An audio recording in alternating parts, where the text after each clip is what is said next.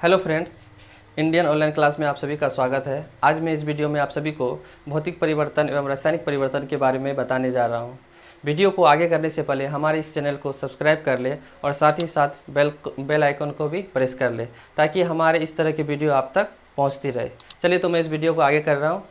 अब मैं आप लोगों को बताऊँगा कि भौतिक परिवर्तन और रासायनिक परिवर्तन कैसे होता है। तो सबसे पहले हम लोग जानेंगे कि रासायनिक परिवर्तन। तो रासायनिक परिवर्तन के बारे में जानते हैं, उसके बाद हम भौतिक परिवर्तन के बारे में जानेंगे। तो रासायनिक परिवर्तन पदार्थ का ऐसा परिवर्तन जो रासायनिक गुण या संगठन को बदल देता है। यानी पदार्थ का ऐसा गुण जो रासायनिक हो, पदार्थ का ऐसा गुण जो रासायनिक हो उसको बदल देता है, पदार्थ का रासायनिक गुण को बदल देता है तथा इसे पुनः वापस उसी अवस्था में नहीं पाया जा सकता है। इस तरह के परिवर्तन को रासायनिक परिवर्तन करते हैं। जैसे लकड़ी का जलना, हम जब किसी लकड़ी को जला देते हैं तो लकड़ी जलकर क्या हो जाता है, CO2 देता है और साथ ही साथ लकड़ी जलकर राख हो जाता है। लेकिन उसको हम पुनः दोबारा उस राख को पुनः दोबारा लकड़ी के रूप में प्राप्त नहीं कर सकते हैं। उसी तरह भौतिक परिवर्तन, भौतिक पदार्थ की भौतिक अवस्था में परिवर्तन, कोई पदार्थ है उसका भौतिक अवस्था में परिवर्तन पदार्थ का भौतिक परिवर्तन कहलाता है। और इसमें रासायनिक या संगठन में कोई परिवर्तन नहीं होता है। इसमें रासायनिक गुण या संगठन में कोई परिवर्तन नहीं होता है। यह परिवर्तन दोनों दिशाओं में चलता है। भौतिक परिवर्तन दोनों दिशाओं में चलता है। अगर मान लीजिए कोई भी पदार्थ है वह अगर भौतिक परिवर्तन में वो अवस्था को चेंज कर दिया गया है तो उसको हम पुनः उसी अवस्था में प्राप्त कर सकते हैं। जैसे कि पानी का जमना, जैसे अगर पानी जो है अधिक फ्रीज होने की वजह से वो जम गया तो उसको हम फिर क्या कर सकते हैं, उबालकर उसको पानी की अवस्था में प्राप्त कर सकते हैं। तो चलिए हम कुछ उदाहरण के साथ भौतिक परिवर्तन और रासायनिक परिवर्तन को समझेंगे। तो मैं अब कुछ उदाहरण बोर्ड में लिखूंगा और उसके बाद उस दोनों को समझाऊंगा। चलिए तो अब मैं भौतिक परिवर्तन और रासायनिक परिवर्तन का कुछ उदाहरण लिया हूँ, अब मैं इस पर डिस्कस करूँगा। सबसे पहले देखते हैं कि पहला उदाहरण है कि नमक का पानी में घुलना। जब हम नमक का टेस्ट करते हैं तो वो नमकीन होता है और जब हम उसी नमक को पानी में डाल देते हैं तो भी नमक का जो टेस्ट होता है वो नमकीन ही होता है। इसका मतलब है कि भौतिक परिवर्तन में उसका गुण या उसका संगठन में किसी तरह का परिवर्तन नहीं होता है। दूसरा है मोम का पिघलना।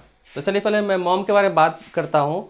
मोमबत्ती जब जलता है तो इस पर दोनों परिवर्तन होता है, भौतिक परिवर्तन भी होता है और रासायनिक परिवर्तन होता है।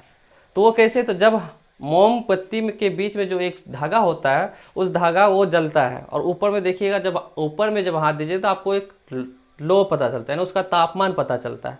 इसका मतलब उष्मा का उत्पन्न हुआ। इसका मतलब जब उष्मा का उत्पन्न हुआ तो वहाँ क्या हो जाएगा, रासायनिक परिवर्तन। लेकिन मोम क्या होता है, वो जब गर्म होता है तो पिघल जाता है और जैसे ठंडा होता है फिर वह पुनः वापस अपने अवस्था में आ जाता है। इसका मतलब जब भी मोम जलता है तो मोम जलने से दोनों परिवर्तन होता है, रासायनिक परिवर्तन और भौतिक परिवर्तन दोनों होता है। तीसरा आते हैं पानी का जमना। पानी का जमना भी एक परिवर्तन जो है वो भौतिक परिवर्तन है। इसमें क्या होता है कि पानी जब अधिक ठंडा हो जाता है तो वो जम जाता है और फिर जब उसको हम गर्म करते हैं, उबालते हैं, तो वह क्या हो जाता है, धीरे धीरे पानी का अवस्था में आ जाता है। उसके बाद आते हैं जल का वाष्प बनना। जब हम पानी को बहुत अधिक गर्म करते हैं,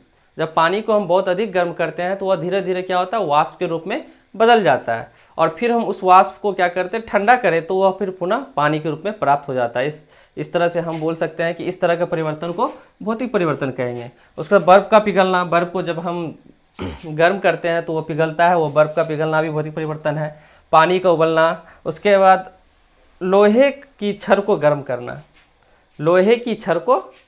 करना, लोहे में जंग लगना वह रासायनिक परिवर्तन है। लेकिन लोहे की छड़ को जब गर्म करते हैं या गर्म होता है उसके बाद उसको फिर ठंडा करते हैं तो वह पुनः लोहे के रूप में आ जाता है। इसलिए इसको लोहे की छड़ को जब गर्म करते हैं और वह जब गर्म होता है उस परिवर्तन को बोलते हैं भौतिक परिवर्तन।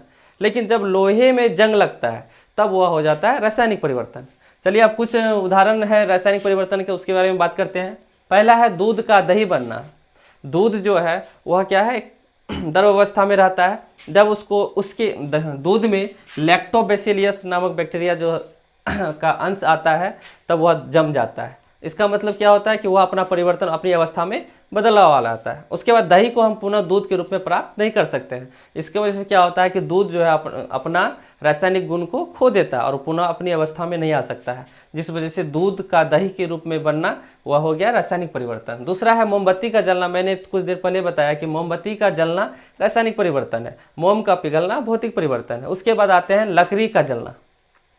जब हम लकड़ी को जलाते हैं तो वह क्या हो जाता है कि लकड़ी जलकर उससे CO2 उत्पन्न होता है, CO2 गैस उत्पन्न होता है। वह क्या हो गया, एक नया वस्तु का निर्माण हुआ, एक नया कोई पदार्थ का निर्माण हुआ, जैसे CO2 हुआ।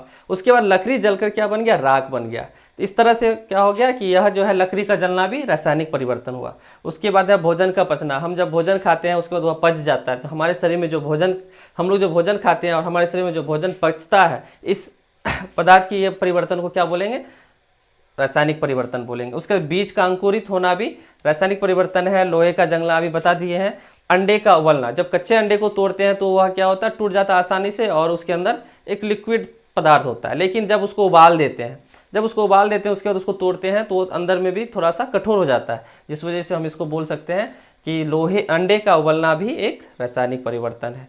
इस तरह से हम और भी वीडियो आप लोगों के लिए लेके आएंगे, तो हमारे इस चैनल को सब्सक्राइब करें और साथ ही साथ बेल आइकन को दबा लें। धन्यवाद।